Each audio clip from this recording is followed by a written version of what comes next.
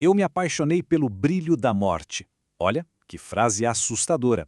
E ela foi dita por Devair Ferreira, uma das figuras centrais de uma das maiores tragédias radioativas do mundo, que aconteceu bem aqui, no Brasil. É uma história que começa com um encanto quase mágico e termina num desastre inimaginável. Pois é, nós vamos analisar hoje o que aconteceu em Goiânia, lá em 1987.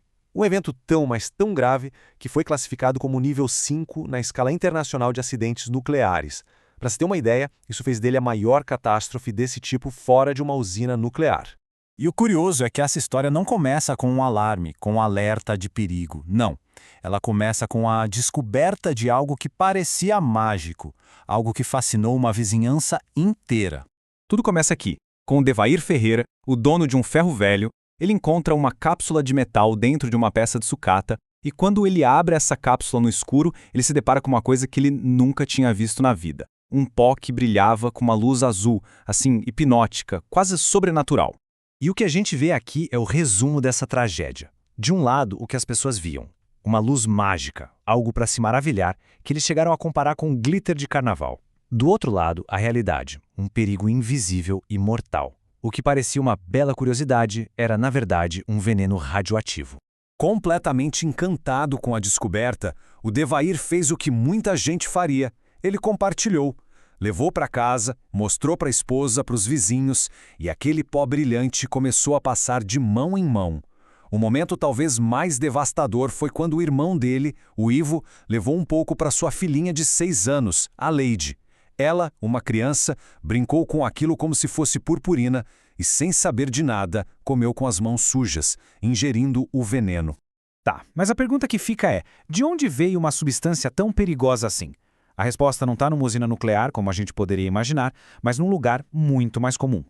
E isso torna tudo ainda mais assustador. A fonte de tudo era um aparelho de teleterapia. Ele foi simplesmente deixado para trás em 1985, quando a clínica se mudou. Por causa de uma briga na justiça, o equipamento, com a cápsula de Césio-137 dentro, ficou lá esquecido num prédio em ruínas, sem nenhum aviso, sem nenhuma segurança.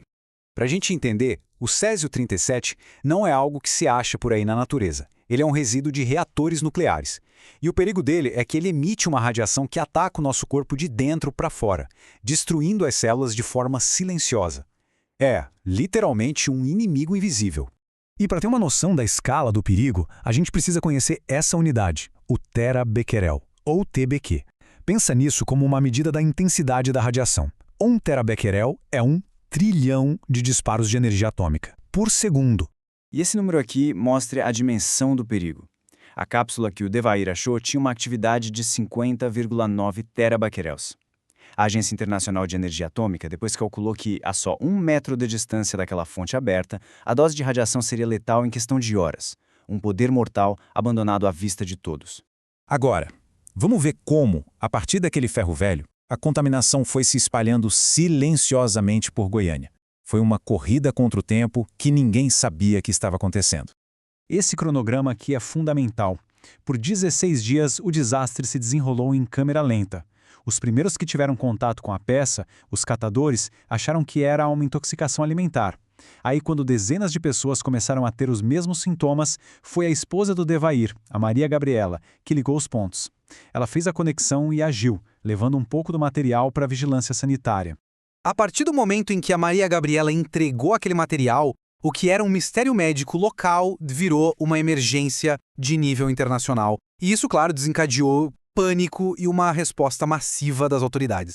Um dos primeiros heróis quase anônimos dessa história foi o físico Walter Mendes. Assim que ele mediu a radiação, ele confirmou a gravidade da situação. E mais importante, ele impediu que os bombeiros, no meio do caos inicial, jogassem a fonte radioativa num rio. Isso teria causado uma catástrofe ambiental sem precedentes. A resposta oficial foi gigantesca. O Estádio Olímpico da cidade virou um centro de triagem. Como a gente vê aqui, mais de 112 mil pessoas foram examinadas. Desse total, 249 realmente apresentaram contaminação. E entre elas, 129 precisaram de acompanhamento médico intensivo por terem sido expostas de forma muito severa. Para tentar controlar a situação, a primeira informação oficial foi de que se tratava de um vazamento de gás. Só que essa falta de transparência acabou tendo o efeito contrário. Aumentou a ansiedade, a desconfiança e fez o pânico se espalhar ainda mais rápido que a informação correta. Vamos falar agora do impacto mais doloroso desse desastre: as vidas que foram perdidas e as que foram alteradas para sempre por causa da exposição à radiação. Essa tabela mostra a realidade brutal da radiação. A unidade Gray, ou G, mede a dose de radiação que o corpo absorve. Uma dose acima de 4 é quase sempre fatal. A Lady, a menininha de 6 anos, recebeu 6 Grays. O corpo dela e o dos outros começou a se desintegrar em nível celular. Eles sofreram com hemorragias, falência de órgãos, foram as 4 primeiras vítimas fatais. E a tragédia, ela continuou mesmo depois da morte. O medo da radiação era tão grande, tão intenso, que durante o enterro da pequena Lady, uma multidão de quase 2.000 pessoas tentou impedir a cerimônia. Eles jogaram pedras no caixãozinho dela, que era revestido de chumbo. Foi um ato terrível, nascido da desinformação e do pânico generalizado. Depois que a fase mais aguda da crise passou, sobraram as consequências de longo prazo: a limpeza da cidade, a busca por responsáveis e o trauma que Goiânia carrega até hoje.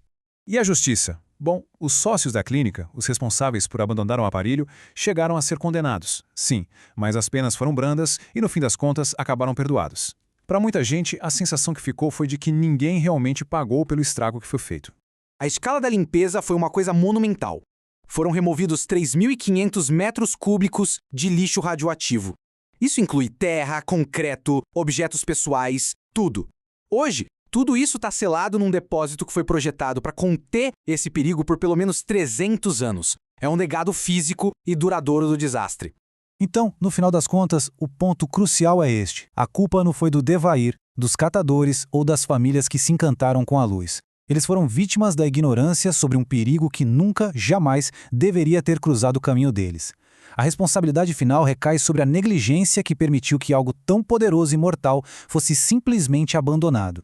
E a gente termina com essa reflexão. Lembrar do Césio 137 não é só reviver um evento triste. É uma forma de honrar as vítimas e, principalmente, de garantir que os erros que levaram a essa catástrofe sirvam de lição, para que algo assim nunca mais aconteça. Porque o esquecimento, num caso como esse, pode ser o caminho para a repetição.